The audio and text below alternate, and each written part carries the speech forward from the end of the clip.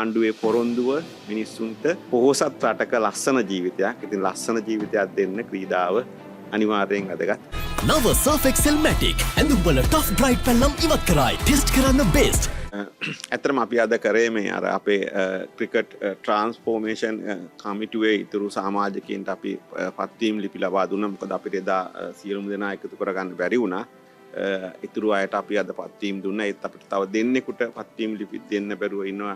සිදත් රොෂාන් මහානාම පාකිස්තානයේ මේ වෙලාවේ ඉන්නේ. කුමාර සංගක්කාර මහත්මයා ඉන්දියාවේ ඉන්නේ IPL එකේ. ඉතින් කොහොමුණත් අපි දැන් මේ වැඩ කටයුතු පටන් ගත්තා. අපි ලබන සතියේ මම හිතන්නේ ඒගොල්ලෝ බෝඩ් එක රැස් වේවි. ලංකාවේ අපි දිගටම කිව්ව දෙයක් තමයි අපි ලංකාව හදනවා. ලංකාව හදනකොට අපි අමාත්‍යාංශ වලට අදාළ වගකීම් තියෙනවා. ඒක ඇතුලේ අපේ වගකීම ක්‍රීඩාව හදන එක. ඒතකොට අපි ක්‍රීඩාව හදනවා. ඉතින් ක්‍රිකට් හදනවා කිව්වා අපි ක්‍රිකට් හදනවා. අපි රග මේ වගේ හැම ක්‍රීඩාවක්ම අපි හදන්න බොහෝ වැඩ කටයුතු කරලා තියෙනවා. විශේෂයෙන්ම රග වගේ ක්‍රීඩාවෙත් අපි මැදිහත් වෙලා හදලා තියෙනවා. ඉතින් ක්‍රිකට් එකත් අපි හදනවා. මොකද අපේ රටේ මේ හැම ශේෂ්ත්‍රයකම සංවර්ධනය වර්ධනය දියුණුව අපේ ආණ්ඩුවේ බලාපොරොත්තුව. විශේෂයෙන්ම ජනාධිපතිතුමාගේ මඟ පෙන්වීම, නායකත්වය, උපදෙස් හොයා බලන එක මේ සියල්ල ඇතුළේ අපි හිතන්නේ අපිට බොහොම ශක්තිමත් රාජ්‍යයක් ගොඩනගා ගන්න පුළුවන්. ඉතින් ඒක ඇතුලේ අපි ක්‍රීඩාවේ සංවර්ධනය අනිවාර්යෙන් කරනවා.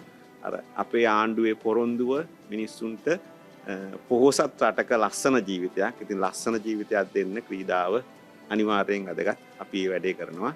ලංකාවේ ක්‍රිකට් එක අපි නැවත ලෝක කුසලාන අත්පත් කරගන්න මට්ටමට හදනවා.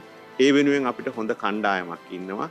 9 දෙනෙක්ගේ කමිටුවක් ඉන්නවා. ඒකෙන් එළියේ අපිට තව උදව් කරන්න මිනිස්සු ඉන්නවා. ඉතින් ඒක නිසා මම හිතනවා මේ තියෙන සියලු ගැටලු ටික විසඳගෙන ලංකාවට නැවත ක්‍රිකට් වසන්තය ගේන්න අපිට පුළුවන් වෙයි කියලා.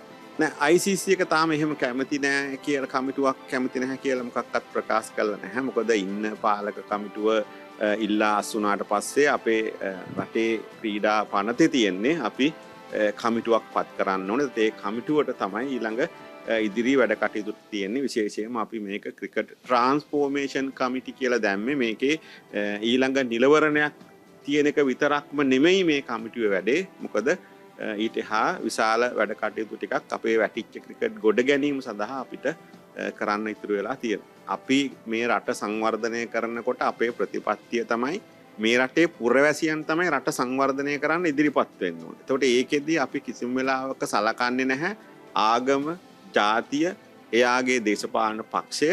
ඒ සියල්ල අපි පැත්තකින් තියලා අපිට අවශ්‍ය කරන්නේ රට ගොඩනගන, රට සංවර්ධනය කරන්න අවශ්‍ය කරන මිනිස්සු. ඒ මිනිස්සු තෝරා ගැනීම තමයි අපි කරන්නේ. අපි එතකොට බලන්නේ එයාගේ ආගම මොකද්ද, එයා ඉන්න පක්ෂය මොකද්ද, එයාගේ ජාතිය මොකද්ද, කලින් හිටියේ කොහෙද. ඒ කිසිම දෙයක් අපි සැලකිල්ලට ගන්නෙ නැහැ. ඉතින් ඒක නිසා මම හිතන්නේ මේ කණ්ඩායම තෝරා ගැනීම විශේෂයෙන්ම ඉරාන් දක්ෂ පරිපාලකයෙක්, දක්ෂ කළමනාකරුවෙක්, ඒ වගේම ක්‍රිකට් ක්‍රීඩකයෙක්.